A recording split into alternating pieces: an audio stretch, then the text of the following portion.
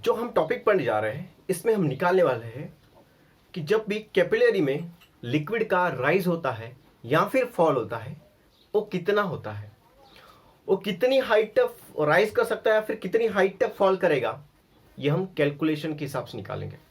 या फिर हम ये जान सकते हैं कि वहां पे सरफेस टेंशन का वैल्यू कितना होगा, या फिर हम ये जान सकते हैं कि वहां पे एंगल ऑफ कांटेक्ट की वैल्यू क्या आएगी, और उसी से हम ये पता कर सकते हैं एंगल ऑफ कांटेक्ट से कि वहां पे शेप किस तरीके से बना, क्या वो कॉनकेव है या फिर कॉन्वेक्स मेनिस्कस बनाती है। ये चीज हम पढ़ सकते हैं आसानी से। अभी उस डेरिवेशन को कंप्लीट करने के लिए हमारे पास में दो मेथड है। हमारे पास में पहला मेथड जो है वहां पे हम यूज करेंगे प्रेशर डिफरेंस, और जो दूसरा मेथड है उसमें हम यूज करने वाले हैं अपवर्ड फोर्स जो उस लिक्विड के वेट को बैलेंस कर रहा है। बराबर है, क्योंकि upward force due to surface tension और लिक्विड का जो वेट है वो डाउनवर्ड रहेगा। सो इनको बैलेंस करने का जो तरीका है उससे हम यूज करें, उसका यूज करके हम फिर निकालेंगे same to same formula by using surface tension, force due to surface tension के हिसाब से। और यहाँ पे जो अभी हम करने वाले हैं, यहाँ पे करने वाले हैं pressure difference.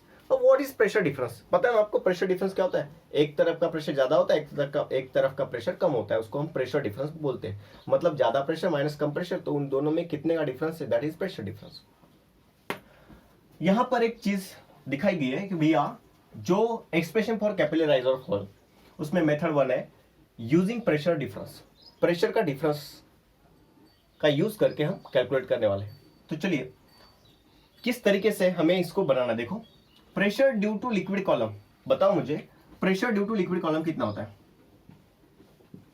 Pressure due to liquid column कितना होता है?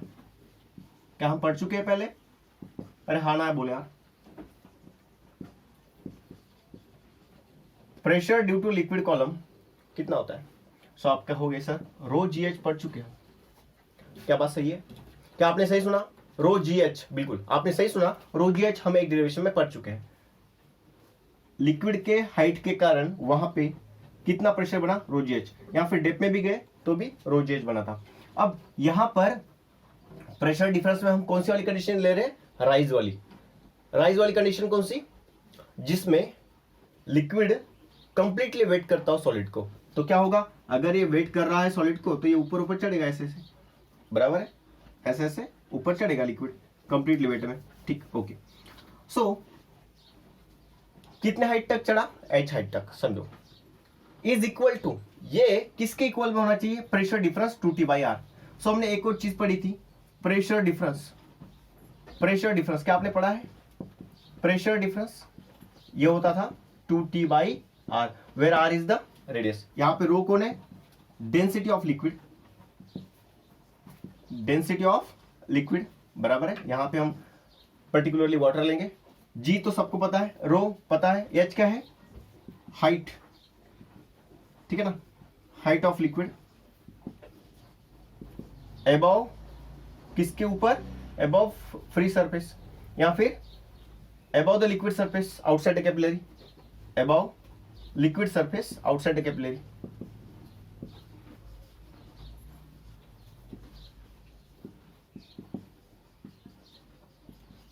ओके, उसके बाद में क्या है? टी। टी क्या होता है? सरफेस टेंशन ऑफ लिक्विड,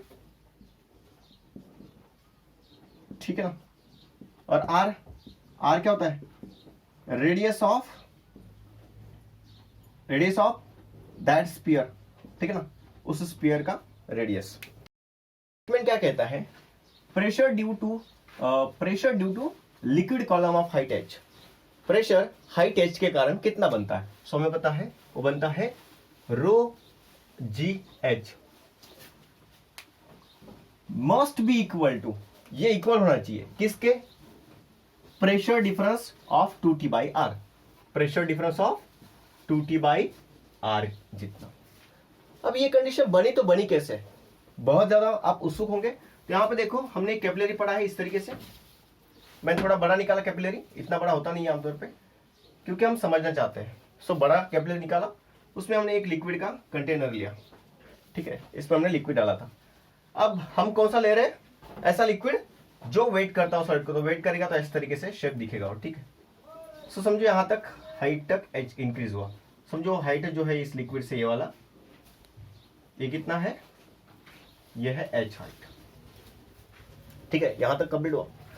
अभी ये चीज क्या होती है समझाता हूं। देखो यहां पे आपने देखा होगा, ये जो कैपिलरी होती है ये इस प्रकार से गोल होती है। ठीक है, और जो सरफेस होता है लिक्विड का उस कैपिलरी के अंदर कुछ इस प्रकार से दिखता होगा आपको, ये इस प्रकार से। ठीक है, एक बार फिर से इमेजिन करो, ये जो कांटेक्ट में है ये उसका डायमीटर है ट्यूब का, इस कैपिलरी ट्यूब का, और वो लिक्विड जो है इस तरीके से यहां पे शेप लेगा, कर्व सर्कुलर, लेकिन उसका जो मेनिस्कस बनेगा वो अपर कॉनकेव बनेगा इस तरीके से नीचे से। अब इसका जब आप स्फीयर कंप्लीट करोगे तो इस प्रकार से दिखेगा आपको। तो सिमिलरली यहां पर भी जो स्फीयर बनेगा इस प्रकार से कंप्लीट करना पड़ेगा आपको, बराबर है। और इसका रेडियस कहां तक होगा, समझो ये रेडियस होगा इसका। ठीक है ना, इस स्फीयर का जो रेडियस है ये है, हम इसको आर बोलेंगे। So capital R is the radius of sphere.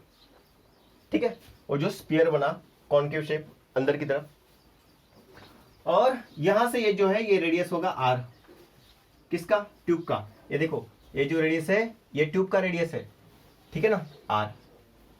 Okay, सो ये होगा ट्यूब का रेडियस। चलो बात समझ में आ गई। सो ये है ट्यूब का रेडियस आर। तो यहां पे लिखता हूं मैं small R is equal to radius of tube, small R is equal to radius of tube. ठीक है, तो हमने कैपिटल आर पढ़ा, स्मॉल आर पढ़ा। अच्छा, अब यहां पे शेप कैसा है, कॉनकेव शेप कैसा है, कॉनकेव। ठीक है ना, अपर कॉनकेव है। सो इसका टेंजेंट कहां से निकलेगा, यहां से। सो सेम टू सेम कहां जाएगा, ऊपर की दिशा में भी जाएगा। क्लियर है। सो इसका एंगल ऑफ कांटेक्ट कहां से होगा, सॉलिड से टेंजेंट की तरफ। ठीक है, बराबर है। ओके, ये थीटा हुआ। तो अभी हमें थीटा को मैनेज करना है। तो मैं थीटा को मैनेज करने के लिए देखो क्या कर रहा हूं, ये डायग्राम वैसे का वैसे निकाल रहा हूं। ये टेंजेंट है समझो, यहां से रेडियस आर होगा और ये स्मॉल आर होगा, ये थीटा है। ठीक है, ये पूरी लाइन दिख रही है आपको, खड़ी वाली लाइन, ये पूरी खड़ी वाली लाइन,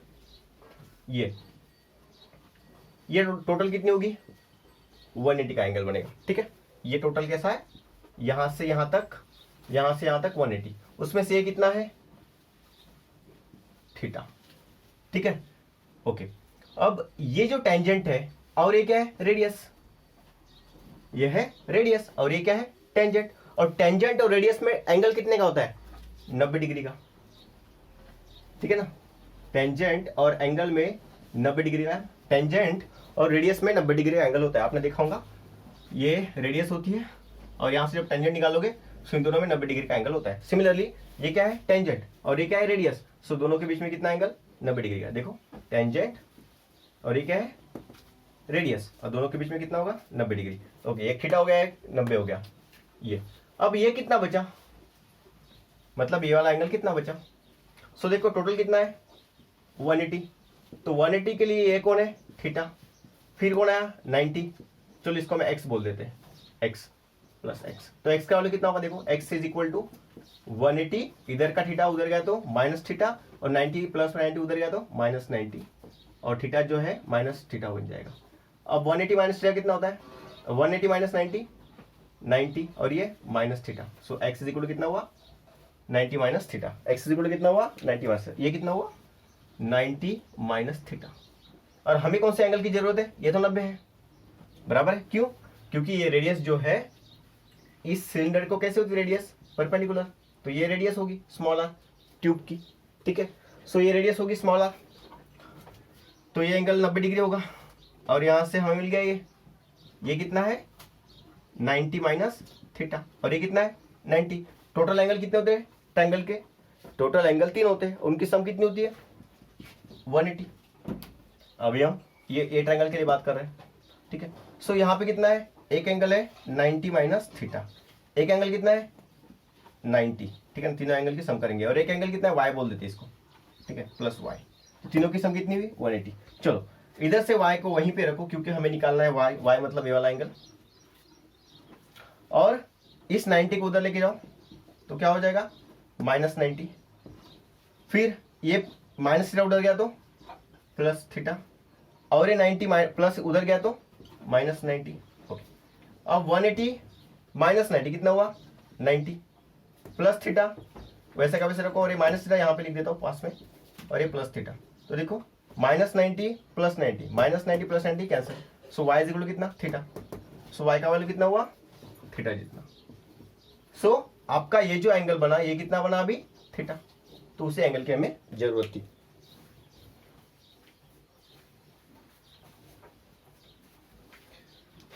एक बार फिर समझ में आया आपको? ओके, सो इसको हम फटाफट कर देते हैं एक बार अच्छे से। ओके चलो अच्छे से करते हैं एक बार फटाफट।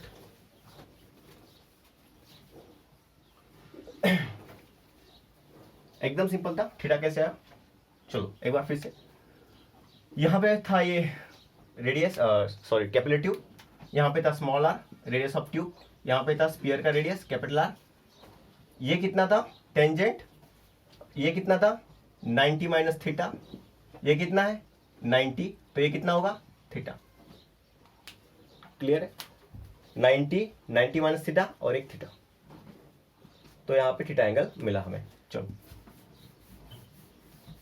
उसके बाद में देखो हमें क्या करना है, यहाँ पे राइज कैसे हुआ लिक्विड ये जानना है। क्लियर है, राइज लिक्विड हुआ तो हुआ कैसे, हमने थीटा को अच्छे से जान लिया कि थीटा कैसे आया। अब राइज क्यों हुआ सुनो, ये था कॉन्केव शेप, मतलब इधर का प्रेशर जो है ज्यादा प्रेशर,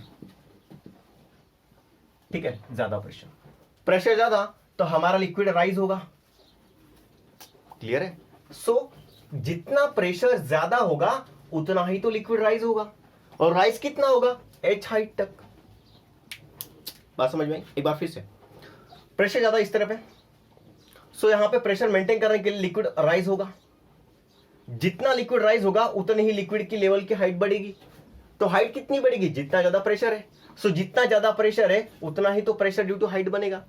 अरे बात समझ आएगी क्या, जितना ज्यादा प्रेशर है उतना ही तो लिक्विड ऊपर चढ़ेगा, और ऊपर कितना चढ़ेगा तो h जितना, तो h के कारण प्रेशर कितना बनेगा ρgh। बात क्लियर होगी? चलो हमने जान लिया कि भैया यहाँ पे 2TR/ρgh कैसे बना, एकदम क्लियर। अभी आपको बस ये r की जगह पे r का वैल्यू रखना है। कैसे, तो देखो ये ट्रायंगल को जूम करके यहां पे निकाल रहा हूं मैं, अच्छे ध्यान देना। ये है थीटा, ये है स्मॉल आर और ये है कैपिटल आर, यहां पे आएगा 90 डिग्री, ठीक है। ये कौन है हाइपोटेन्यूस, ये कौन है एडजेसेंट, थीटा के बाजू एडजेसेंट। एडजेसेंट अपॉन हाइपोटेन्यूस कौन बनता है, एडजेसेंट अपॉन हाइपोटेन्यूस कौन है, सो होता है cos थीटा, करेक्ट है। सो cos theta is equal two adjacent कौन है r, हाइपोटेन्यूस कौन है कैपिटल आर, यहां पे कौन आएगा cos थीटा। आपको क्या निकालना है r का वैल्यू, मैंने बताया था r का वैल्यू निकालो। चलो निकालो, r को इधर लेके जाओ, r इधर आएगा, स्मॉल r वहीं पे रहेगा, cos से आएगा नीचे, तो आपको मिल गया r का वैल्यू, और ये r का वैल्यू यहां पे रख दो, खत्म, पूरा डेरिवेशन ही खत्म हो जाएगा यहाँ पे। चलो करते हैं, सो r के जगह पे r का वैल्यू, यहाँ पे ρgh वैसे का वैसे, ρgh is equal to 2t upon r के जगह पे r का वैल्यू है r अपॉन cos थीटा, ठीक है। डायग्राम तो आपको समझ गई, इसको मैं मिटा रहा हूं। सो अभी देखो ये जो cos थीटा है यहां पे जाएगा, so ρgh is equal to 2t upon small r, और यहां पे जाएगा cos थीटा ऊपर। बताओ आपको हाइट निकालना, लिक्विड का कितना राइज हुआ, बिल्कुल। चलो h के पास में आओ, h is equal to 2t cos theta upon small r, और यहां पे h चाहिए तो रो जी गया नीचे, रो और जी गया नीचे, रो और जी नीचे ताकि h बचा वहां पे। तो आपको फॉर्मूला मिला कितना हाइट ऊपर गया, बिल्कुल। तो अगर आपको सरफेस, अच्छा इसका यूनिट क्या आएगा, मीटर हो सकता है, mm हो सकता है, सेंटीमीटर हो सकता है, आपको mm में दिया रहेगा आमतौर पे। चलो 2 है कांस्टेंट, t है surface tension, cos theta angle of contact, r radius of that capillary tube, tube का रेडियस, अच्छे ध्यान देना, और rho density of that liquid, और जी एक्सेलरेशन ड्यू टू ग्रेविटी। बहुत बढ़िया, बात समझ में आई? ओके, अगर आपको उसने बोला कि सरफेस टेंशन निकालो, कैसे निकालोगे? सो आपको टी वहीं पे रखना पड़ेगा और बाकी चीजें इधर। सो एच ऊपर रहेगा, एच वहीं पे रहेगा, आर नीचे, रो ऊपर, माफ करना, टी वहीं पे, एच ऊपर, आर भी ऊपर, रो भी ऊपर, जी भी ऊपर, और ये जो टी निकाला 2 cos थीटा नीचे। सो ये बन जाएगा आपका टेंशन का वैल्यू, बिल्कुल सही। उसके बाद में अगर आपको cos थीटा निकालना है तो सिंपल cos थीटा को ए पे रखो, बाकी ये चीज 4 ऊपर जाएगी और 2t नीचे आएगा। ऐसे आपको मैनेज करना है। नाउ अभी जो टॉपिक है ये सेम टू सेम था, फॉर्मूला वही आएगा, लेकिन डिफरेंस कहां पे आएगा? सो डिफरेंस आएगा यहाँ पे कैपिलरी राइज की जो डेरिवेशन है उसमें डिफरेंस कहां पे आएगा? फोर्सेस में। चलो मैं इसका एक बार फिर से डायग्राम बनाता हूं। ये आपका कैपिलरी, अभी नीचे वाला कंटेनर नहीं निकालता, ठीक है। सो ये बनेगा आपका मेनिस्कस का शेप इस तरीके से, अपर कॉनकेव, क्योंकि हम कौन सा ले रहे थे लिक्विड? जो वेट करता हो, ठीक है। यहां पे पॉइंट ऑफ कांटेक्ट से टेंजेंट निकालो लिक्विड की तरफ वाला, तो बन जाएगा ये थीटा। यहां से भी ये ऊपर की तरफ, सो ये थीटा गया यहां पे, ये भी थीटा बनेगा, ठीक है, अपोजिट एंगल्स। ये जो है ये है किसका डायरेक्शन होगा? टेंजेंट का डायरेक्शन, ठीक है। और एक बात और क्लियर करता हूं, ये जो कॉनकेव जो मेनिस्कस बनेगा तो यहां पे बहुत सारे मॉलिक्यूल होंगे लिक्विड के, ठीक है। सो ये मॉलिक्यूल क्या करेगा? इसकी तरफ अट्रैक्शन वाला फोर्स लगाएगा, ये क्या करेगा? इसको यहां पे खींचेगा ऐसे अपनी तरफ, आजा भाई आजा। सेम टू सेम यहां पर भी होगा। अब यहां पे आएगा सॉलिड, अब सॉलिड के साथ में क्या होगा? ये लिक्विड कहेगा तू मेरी तरफ आ जा, सॉलिड कहेगा तू मेरी तरफ आ जा। वेट वाला होगा तो सॉलिड चिपक जाएगा, सॉलिड को लिक्विड चिपक जाएगा, बराबर है। वेट वाला लिक्विड होगा तो चिपक जाएगा। सो ये जो टेंजेंशियल फोर्स है ये है force due to surface tension, ठीक है। चलो तो अभी यहां पे हम टी के जगह पे फोर्स लेंगे, force due to surface tension F T, ठीक है, force due to surface tension F T. F T कौन सी डायरेक्शन में आएगा? ये टेंजेंशियल होता है किसको? लिक्विड सरफेस को। लिक्विड सरफेस कैसा था? ऐसे। टेंजेंशियल फोर्स किस तरफ आएगा? ऐसे, ठीक है, टेंजेंशियल फोर्स। सो अभी टेंजेंशियल फोर्स जो है उसके दो कंपोनेंट बनेंगे, एक हॉरिजॉन्टल और दूसरा वर्टिकल। सो हॉरिजॉन्टल कंपोनेंट ये एक बनेगा, एक ये बनेगा, ये हॉरिजॉन्टल ये वर्टिकल। अब थीटा के बाजू वाला कॉस थीटा, तो ये क्या बनेगा? एफ टी कॉस थीटा, और ये क्या बनेगा? एफ टी साइन थीटा, ठीक है। अब हमें ऐड कौन से कर रहे हैं? देखो यहां के जो फोर्स है एफ टी ये तो कैंसिल आउट हो जाएंगे, यहां का पॉइंट उसके अपोजिट साइड वाला, यहां का सेम टू सेम पूरा कैंसिल हो जाएगा, पूरा कैंसिल। सो ऊपर का फोर्स जो है यहां से ऊपर। अब लिक्विड का सरफेस कैसे बनेगा? देखो ये सर्कुलर शेप, क्योंकि लिक्विड कितना कांटेक्ट में आएगा? जिसका सर्कम्फरेंस, जितना सर्कम्फरेंस होगा उस कैपिलरी ट्यूब का उतना। सो ये जो है इसका फोर्स अपवर्ड, इसका फोर्स अपवर्ड, इसका फोर्स अपवर्ड, इसका फोर्स अपवर्ड, तो सभी के सभी जो है vertical forces F T cos theta add हो जाएंगे। और वो किसको बैलेंस करेंगे? ये सबसे महत्वपूर्ण है। सो अपवर्ड फोर्स जो है, ठीक है ना, force due to surface tension F T, लेकिन कौन सा? वर्टिकल वाला। वो किसको बैलेंस करेगा? उस वेट mg को। कौन सा वेट?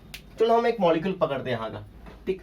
इसके ऊपर जो फोर्स लग रहा है अपवर्ड फोर्स, अपवर्ड फोर्स किसको बैलेंस करेगा? इस मॉलिक्यूल के वेट को। पहली बात तो ये जो लिक्विड है ये अपवर्ड राइज कर रहा है। अपवर्ड राइज करेगा तो भैया एक बात तो क्लियर है कि ये अगेंस्ट ग्रेविटी जा रहा है। अगेंस्ट ग्रेविटी मतलब ग्रेविटी क्या करती है? हर चीज को नीचे आकर्षित करती है, खींचती है। लेकिन यहां पे ऐसा हुआ क्या?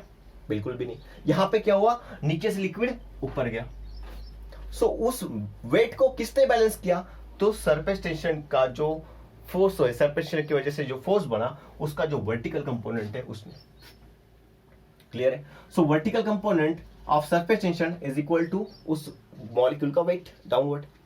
बस आपको एक चीज निकालनी है, उस लिक्विड कॉलम का मास कितना राइज हुआ, और एक चीज है यहां पे एफ टी। बट कौन सा, एफ टी तो पता है, लेकिन कौन सा, वर्टिकल वाला। सो एफ टी कितना होगा, चलो पहले एफ टी निकालते हैं। एफ टी कितना होगा, force due to surface tension कितना होगा। सो होगा, हमें पता है surface tension into length, surface tension into length. Surface tension कितना है, समझो टी है, और लेंथ कितना आएगा, तो मैं लिखता हूं यहां पे 2 पाई स्मॉल आर। कितना, 2 पाई स्मॉल आर। क्यों, क्योंकि इस ट्यूब का रेडियस कितना है, इस ट्यूब का रेडियस कितना है, small R. So 2 pi R. ये क्या हुआ, सरफेस टेंशन। लेकिन हमें कौन सा चाहिए, force due to surface tension हमें कौन सा चाहिए, वर्टिकल वाला। सो वर्टिकल में इस एफ टी को क्या लगेगा, एफ टी को लगेगा एफ टी कॉस थीटा। तो वही कंपाउंड होगा, एफ टी जो है कौन सा, वर्टिकल में क्या लगेगा, इस force due to surface tension में कॉस थीटा जो है वो ऐड हो जाएगा, क्योंकि हमें सिर्फ वर्टिकल वाला चाहिए। और उस एफ टी की वैल्यू कितनी है, एफ टी की वैल्यू कितनी है, टी इंटू 2 पाई आर, और ये क्या लगेगा extra, cos theta. So force due to surface tension लेकिन वर्टिकल कंपाउंड वाला कितना है, T into 2 pi R cos theta, और इसका वैल्यू हमें यहाँ पे रखना है। लेकिन सर वो मास का क्या गणित बताया आपने। सो मास देखो, मास एम, ये कितना होगा। तो जब हमने इसको कंटेनर में रखा था, सो यहां से लिक्विड के सरफेस से इतना हाइट समझो राइज हुआ, एच। हमारी ट्यूब कैसी है, capillary tube, cylindrical in shape. So यहां से जो लिक्विड राइज हुआ, यहां से लेके यहां तक इतना। अब सर ये तो कॉनकेव मेनिस्कस है यहाँ पे, तो यहाँ का लिक्विड का क्या करें, तो उसको हमें निगलेक्ट करना है कि वहां पे लिक्विड कम आया होगा तो उसको निकाल दो। नहीं, ऐसा कुछ नहीं करना है। आपको ऐसा समझना है कि ये पूरा डब्बा जो है ये लिक्विड का हाइट राइज हुआ उतना है। ओके, सो मास क्या होता है, वॉल्यूम इनटू डेंसिटी। मास क्या होता है, वॉल्यूम इनटू डेंसिटी। वॉल्यूम क्या होता है सर, सो वॉल्यूम कितना आएगा, इतने शेप का, जितना राइज हुआ उतना। और ये क्या दिख रहा है आपको, सिलेंडर। और सिलेंडर का वॉल्यूम क्या होता है, सिलेंडर का वॉल्यूम होता है पाई आर स्क्वायर एच। कितना हाइट, एच हाइट, रेडियस कितना, आर स्मॉल आर।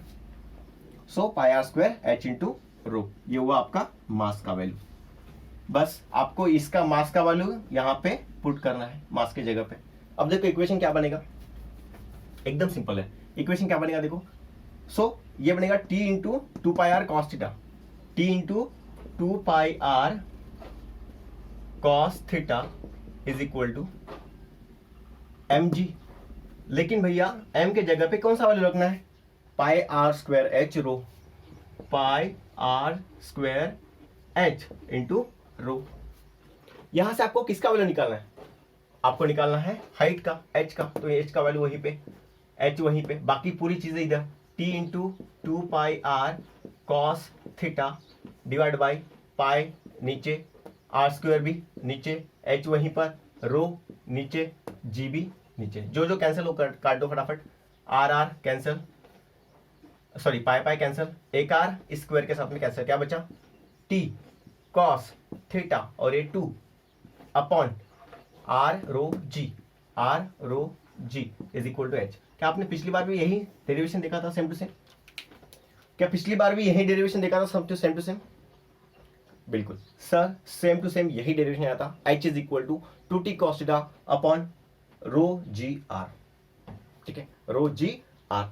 अभी ये तो एकदम सिंपल था कि भैया वर्टिकल फोर्स जो है वेट को बैलेंस करा, तो मैंने लिखा force due to surface tension, लेकिन उसका vertical component is equal to MG, MG जो डाउनलोड वेट। फिर मैंने देखा कि फोर्स सरफेस टेंशन की वैल्यू कितनी है, मतलब उस सरफेस टेंशन के कारण फोर्स की वैल्यू कितनी है, तो हमने देखा उसका सरफेस टेंशन इनटू लेंथ, क्योंकि हम पढ़ चुके हैं formula, force is equal to surface tension into length, length in contact with that solid. तो यहाँ पे कितना लेंथ कांटेक्ट में आया, तो इतना गोल, ये पूरा लेंथ कांटेक्ट में आया। ये कितना है, सर्कुलर है, सर्कुलर का लेंथ कितना होता है 2 पाई आर, सर्कम पर सब सर्कल, इसलिए मैंने यहाँ पे लिखा 2 pi r. So force due to surface tension हमें मिला T इंटू 2 पाई आर। लेकिन force due to surface tension इतना है, उसका वर्टिकल कंपाउंड कितना होगा, तो हम इसको cos थीटा से मल्टीप्लाई कर देंगे, क्योंकि ft cos थीटा, बस ft को cos थीटा से मल्टीप्लाई कर दिया तो इसको भी cos थीटा से मल्टीप्लाई कर दिया, तो ये बना हमारा ft का वर्टिकल कंपोनेंट। लेकिन हमें मास की जगह पे मास का वैल्यू रखना था। मास क्या होता है? Volume into density. वॉल्यूम कितना है? Pi are square H. किसका? सिलेंडर का। क्यों? क्योंकि इस लिक्विड सरफेस से ये इतना राइज हुआ था ऊपर एच, सो इसका जो है इस सिलेंड्रिकल शेप दिखता है कैपिलरी का। So pi are square H into rho, और इसकी जगह पे इसका वैल्यू फिर हमें मिला ये, और यहां से हमने निकाला एच हाइट। अभी जो हम न्यूमेरिकल करेंगे उसमें पूरा का पूरा डेटा गिवन है, बस आपको एक फॉर्मूला ध्यान में रखना था जो मैंने अभी पढ़ाया था, h is equal to 2t cos theta upon rho G R. ठीक है, ओके, निकालते हैं। चलो पहले पढ़ते हैं। एक कैपिलरी ट्यूब ऑफ रेडियस इतना है, रेडियस कितना है? इतना। कितना? 5 × 10⁻⁴ मीटर। चलो, is immersed in a beaker, एक बीकर के अंदर उस कैपिलरी ट्यूब को हमने इमर्स्ड किया, ठीक है ना, डुबोया। फिल्ड विद मर्क्यूरी, भैया यहाँ पे कौन सा लिक्विड है? मर्क्यूरी। ये बहुत काम की चीज है, पूरा बात ही समझ गए हम लोग कि यहाँ पे एंगल ऑफ कॉन्टैक्ट ऑप्टिक्स होने वाला है, हाइट जो है वो निगेटिव में आएगी। चलो, mercury level inside the tube is, mercury level inside tube कितना है? 8 × 10⁻³ मीटर। कितना है mercury level inside the tube? अब ट्यूब के अंदर जब हम पढ़ रहे थे तो उसको क्या बोल रहे थे? ट्यूब के अंदर वाले को height. So h is equal to height. So कितना है? 8 × 10⁻³ below the reservoir, level of reservoir, below the level of reservoir. तो सर इसका मतलब क्या? देखो इसका मतलब समझाता हूं, फटाफट देखो। ये आपका लिक्विड है यहां तक, ठीक है, इस तरीके से लिक्विड होगा। ओके, अभी लिक्विड के अंदर जब हम डीप करेंगे मर्क्यूरी में ट्यूब को, सो उसने कहा रिजर्वायर का लिक्विड का लेवल कितना है? ये हुआ रिजर्वायर का लिक्विड का लेवल यहां तक। उसके बिलो मतलब नीचे कितना है? सो h इज इक्वल टू कितना आया उसके नीचे? 8 × 10⁻³ 8 × 10⁻³ मीटर। अब इस लेवल के नीचे है तो हम कैसा लेंगे? निगेटिव में लेंगे। हाइट को कैसे लेंगे? निगेटिव में। निगेटिव लेने का पीछे की वजह क्या है? क्योंकि रिजर्वायर के लिक्विड के नीचे आया, मतलब हमने निगेटिव से ये इंडिकेट किया कि वहां का जो लिक्विड है वो डाउन गया, फॉल हुआ, इसलिए हमने वहां पे निगेटिव लिया। अगर ये बात समझ गई होंगी तो बस आगे का जो है एकदम इजी है। Determine the angle of contact, angle of contact मतलब थीटा निकाल। ये कुछ चीजें दी है, सपेसिशन ऑफ मर्क्यूरी दिया है इतना, डेंसिटी ऑफ मर्क्यूरी दिया है इतना, और जी का यूज करना है 9.8। हमें निकालना है थीटा। तो हमारे पास में फॉर्मूला कौन सा है? वी नो, हमको मालूम है formula for surface tension. So h is equal to कितना था? 2t cos theta upon rho G R. हमें क्या चाहिए? थीटा, तो हम cos थीटा को वहीं पे रखेंगे और बाकी पूरी चीजें इधर, h रो जी आर नीचे का पूरा ऊपर, और ऊपर में जो था नीचे 2 × t, cos थीटा वैसे का वैसे पूरा वैल्यू रखेंगे यहाँ पे। cos theta is equal to value रख दो पूरा पूरा। h कितना है भैया? सो h कहाँ पे है? -8 × 10⁻³। फिर कौन है? h हो गया। रो कितना है? रो है मर्क्यूरी का 13.6 × 10⁻3। ओके, फिर कौन है? r, g कितना है? 9.8। और r कितना है? Radius of that tube 5 × 10⁻⁴, 5 × 10⁻⁴। ठीक है, सभी के सभी मीटर में है कि नहीं आप चेक कर लेना, मैंने तो देखा सभी के सभी मीटर में थे। 2, और सपेशन कितना है? सरफेस टेंशन है 0.465 न्यूटन पर मीटर। सब हो गया वैल्यू। अब आपका cos थीटा का वैल्यू कितना आएगा? आप इसको कैलकुलेट कर लेना, आपके बुक में जो दिया है वही मैं लिख रहा हूँ। सो cos थीटा का वैल्यू कितना आएगा आपके पास में? वो आएगा -0.5732। क्या आएगा?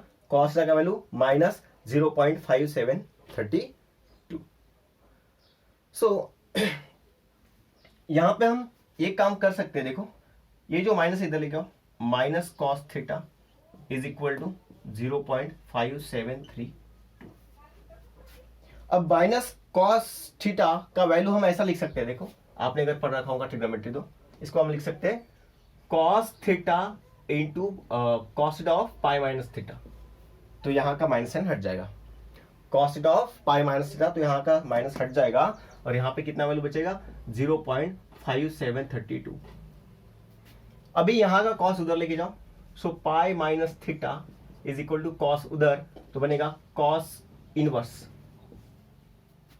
और वैल्यू वैसे का वैसे 0.5732। सो इसका जो आंसर आएगा लॉग टेबल में, जैसे आप यहाँ पे वैल्यू देखोगे लॉग टेबल में 0.5732, तो इस तरफ आप जाना तो यहाँ पे आपको मिलेगा कुछ इस प्रकार से 55 डिग्री और यहाँ पे आएगा 2 मिनट। ठीक है, इस प्रकार से वैल्यू आएगा, तो यहाँ पे आपको मिलेगा आंसर 55 डिग्री 2 मिनट। ठीक है, और यहाँ पे जो वैल्यू है आपका पाई का मतलब होता है, पाई का वैल्यू होता है 180। ठीक है, सो ये होता है 180 और ये होगा माइनस थीटा। अब थीटा पॉजिटिव उधर लेके जाओ क्योंकि थीटा निकालना है, और ये इधर आएगा, सो ये क्या होगा 180, ये आएगा माइनस 55 डिग्री 2 मिनट। तो इसका जब आप सब्ट्रैक्शन करोगे तो ये कैसे करना है आपको, देखो यहाँ पे मिनट, तो इसमें से एक मिनट निकाल लो तो कितना होगा, देखो 179 डिग्री 60 मिनट। ठीक, और इसको यहाँ पे नीचे लिखो 55 डिग्री और ये क्या होगा 2 मिनट। तो ये कितना होगा, देखो 58 मिनट और डिग्री कितना आएगा 124 डिग्री। तो वैल्यू कितना है थीटा का, theta is equal to 124 degree और यहाँ पे आएगा 58 मिनट। सो ये रहेगा आपका वैल्यू। अब मुझे एक बात बताइए, एंगल का वैल्यू कैसा आया, 90 से बड़ा है, मतलब 90 से बड़ा है मतलब क्या हुआ कि भैया यहाँ पे ऑब्ट्यूस एंगल आया, और ऑब्ट्यूस एंगल आया तो क्या है, समझ जाना कि वहां पे जो लिक्विड का कांटेक्ट जो होगा कुछ इस प्रकार से होगा। ठीक है, इस प्रकार से, तभी तो 90 से बड़ा होगा। ठीक है, ऑब्ट्यूस एंगल, और यहाँ पे लिक्विड का लेवल जो है फॉल होगा। एंगल ऑफ कांटेक्ट मिल गया आपको। तो इस प्रकार से इसको करना था।